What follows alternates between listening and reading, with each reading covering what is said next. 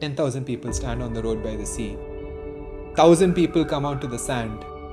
100 people go to the waves and wet their feet. 10 people swim into the ocean. Only one person dives down, gets the oyster and sees the pearl inside.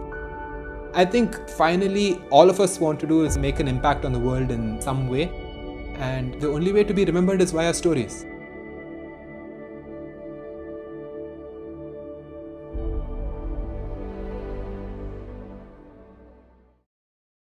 My name is Krishna Trilok. I'm a writer. I would think of myself as a storyteller.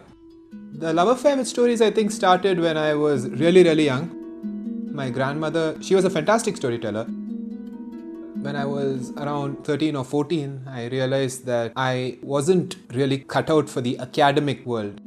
I wasn't very good at other extracurriculars either. So I was just wondering, what do I want to do? What is it that I'm good at? What could I just lose myself in? I loved reading books and I decided that, hey, why don't I just start writing? I got a notebook and I just started writing one day saying, let me see if I can write a book. Let me just see where it goes. I didn't tell anybody because I didn't want anyone telling me I couldn't do it. As fate would have it, I met a lady who was a literary agent at a party somewhere and she said, just send me your work. And she was just blown away by it and she said, I really like this. I want to be your agent. I want to represent you. Then publishers, we pitched around to them, a lot of rejection. But then finally, a publisher did say yes. Finally, we found someone and that's how it started out. So when you have a person like this, really the top of the game in Mr. A.R. Rahman, and to be able to tell his story, I wanted to ensure that every struggling musician, every struggling artist, every struggling whatever it is, needs to feel inspired and say that, I'm going to keep going. Instead of thinking of yourself as a writer, as I said, look at yourself as a storyteller and just talk. What you absorb, your output should just be conversation. Don't try to be high funda, don't try to be intellectual, don't try to be a highbrow. To be a good storyteller, first you need to be a good listener. You need to be a good observer. You need to be empathetic.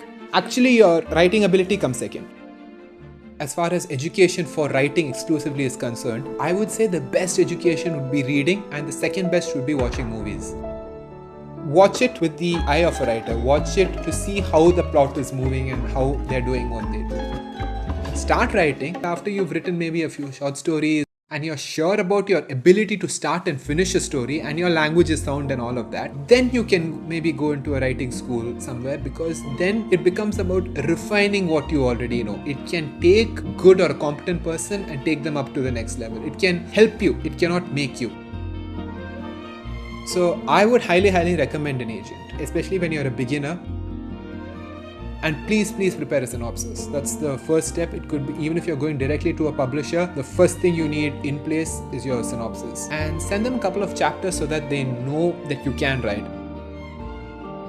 The best would be to just send off an email or just arrive at the office of whoever you want to meet. You have a purpose, you need something done, just go after it. Be thick-skinned if you have to. Show up at people's front doors, get numbers and send. And it's not something which I did when I was younger. It's something I continue to do to this day. I cannot with all honesty ever say that one day if you work hard enough, one day if you hang in there long enough, there's never going to be rejection. There will always be rejection, no matter how big a player you are, no matter what industry you're in. What you can do is stop giving the rejection the power over you. This is where you need to realize that your work doesn't come from you, it comes through you. You are not the creator of anything, you are just channeling from a higher space. The uncertainty of sitting alone in a room and not knowing what was going to happen at the end of it, it's very lonely. That can upset you, it can frustrate you. There are times when you will feel that, where is this going? But that's where it's very of utmost significance to say that this is the path I've chosen and I have to stay true to it and I have to be serious to it. Now, there is a very old, it's in the Rig Veda, our custom, it's called Dinacharya. What it translates to is, whatever you want to see growth in, you have to do it every day. I think we all get into writing and music because there was something we read or listened to or heard that changed something about the way we think. And for you to put out something that is going to change the way someone else thinks, unless you're going to devote a lot of time and attention to it and nurture it, it's not going to happen. When are you going to fall in love with the profession and not with any one thing in that profession? That is very, very key. If you're saying, I love writing, then you need to love all kinds of writing. Every profession is lucrative. So find a way in which you can balance doing what you love with what is also going to keep you going. You can get into journalism, you can get into magazine writing, you can write travel logs, you can write product reviews, you can write brand stories, you can get into advertising and write copy for advertising. So many things. I think we all have a duty to give back.